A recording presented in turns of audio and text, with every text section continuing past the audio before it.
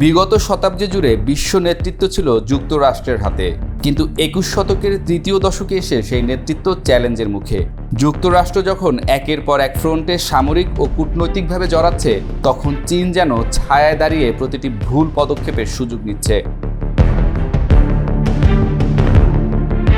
Boeing 737 max ফেরত পাঠানো ছিল শুধুমাত্র একটি বাণিজ্যিক সিদ্ধান্ত নয়, বরং একটি রাজনৈতিক বার্তা। চীন বোঝাতে চাচ্ছে তারা আর যুক্তরাষ্ট্রের নির্ভরশীল বাজার নয়। শুল্ক আরোপে পাল্টা শুল্ক, তারপর বিমান ফেরত পাঠানো, সব মিলিয়ে চীন বোঝাচ্ছে বিশ্বায়নের যুগে যুক্তরাষ্ট্রকে অর্থনৈতিকভাবে একঘরে করাও সম্ভব। ফিলিস্তিন ইস্যুতে যখন যুক্তরাষ্ট্র নিরঙ্কুশভাবে ইসরায়েলকে সমর্থন দিয়ে যাচ্ছে, তখন চীন অবস্থান নিচ্ছে অপেক্ষাকৃত নিরপেক্ষ এবং মানবিক প্রেক্ষাপটে। এই অবস্থান শুধু মুসলিম বিশ্ব নয়, দক্ষিণ গোলার্ধের অনেক উন্নয়নশীল দেশেরও সমর্থন পাচ্ছে। চুপচাপ এই সহানুভূতির কূটনীতি চীনের সফট পাওয়ারকে বিশাল জায়গায় নিয়ে যাচ্ছে। বান্ডেল থাকলে প্রতি সেনমানিতে টাকা বাঁচবে। বিকাশ সেনমানি বান্ডেল কিনে জিতুন প্রতি লেনদেনে।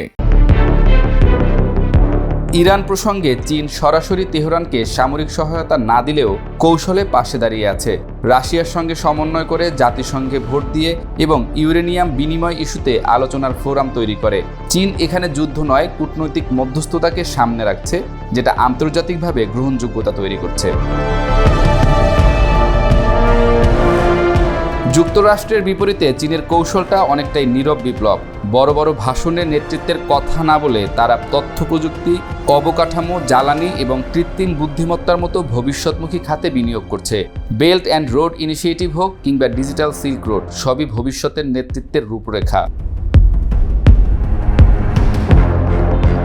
বিশ্লেষকরা বলছেন, যুক্তরাষ্ট্র যত বেশি সামরিক অভিযানে নিজেকে জড়াবে, ততই তারা পর্দার আড়ালের নেতার ভূমিকা থেকে সরে যাবে।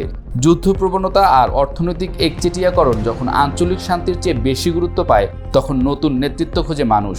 আর চীন সেই শূন্যতা পূরণ করতে চায়, ধীরে সুনিপুণভাবে। চীনের নেতৃত্ব কেবল একক দেশ হিসেবে নয়, বরং একাধিক রাষ্ট্রের স্বার্থ রক্ষা করে বিকল্প বিশ্ব ব্যবস্থা তৈরি করাকে কেন্দ্র করে গড়ে উঠছে। নেতৃত্ব মানেই শুধু অর্থনীতি বা সেনাবাহিনী নয়, এখন এটা বিশ্বাসযোগ্যতা আর অংশীদারিত্বের বিষয়। সরাসরি সংঘর্ষে না গিয়েও যুক্তরাষ্ট্রকে তার নিজের ছায়ার সঙ্গে লড়তে বাধ্য করছে চীন।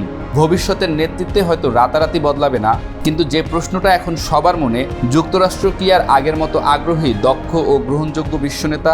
এবং ঠিক এখানেই চীনের কৌশল চালু হয়ে গেছে, যেখানে তারা কথা কম বলে কিন্তু খেলে যায় অনেক গভীর খেলাটা।